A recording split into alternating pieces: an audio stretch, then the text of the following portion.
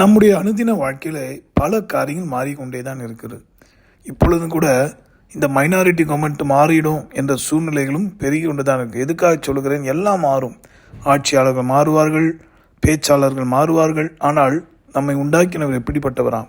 சங்கீதம் 102:27. நீரோ மாறாதவராய் இருக்கிறீர், உமது ஆண்டுகள் முடிந்து போவதில்லை.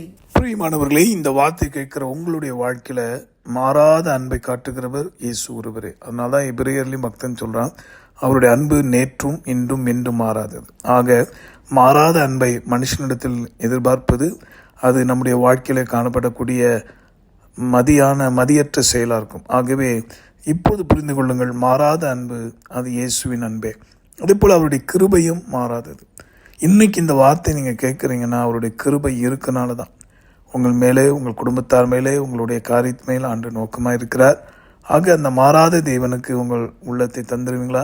மாறும் முன்பாக. ஏன்னா மனுஷனுடைய இருதயம் எப்படி தெரியுங்களா? மாறிக்கொண்டே இருக்கும்.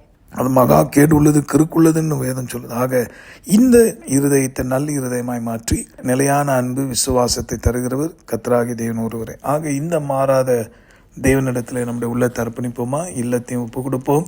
உங்களுடைய தேவைகள், எதிர்காலத்தின் வாஞ்சையெல்லாம் அவர் நிறைவேற்றுவார். நன்மைக்கான காரியங்களை அவர் கரத்திலிருந்து பெற்றுக்கொள்ளுங்க. பிரியமானவர்களே, மாறாத நன்மை, மாறாத கிருபை, மாறாத முடிவை உங்கள் வாழ்க்கையில தந்து உங்களை மகிழ்ச்சியாக்குற ஒரே தெய்வம், பேசும் தெய்வம் இயேசு ஒருவரே. ஜெபிக்கலாமா? சர்வ வல்லவரே, இந்த வார்த்தை கேட்டு என்னோட ஜெபிக்கிற யாவரையும் ஆசீர்வதியும். இந்த உலகத்தில் மாறி போய் கொண்டிருக்கிற சூழ்நிலையை கண்டு கலங்கி விடாதபடி மாறாத உங்களுடைய நேசத்துக்கு அடிமையாகட்டும் அப்பா. கேட்ட வார்த்தைப்படி ஒவ்வொருடைய வாழ்க்கையில் மாறாத அன்பை, நேசத்தை, கிருபை காட்டி மகிழ்ச்சியாக்கும். ஆசீர்வதியும், கிருபை பாராட்டும். மீட்பர் மூலமாக ஜெபிக்கிறோம் நல்ல பிதாவே, ஆமேன். உங்களுக்காக மாறாத தேவனிடத்தில் மன்றாடி கொண்டிருக்கிற உங்கள் சகோதரன் Mani Iyer. God bless you.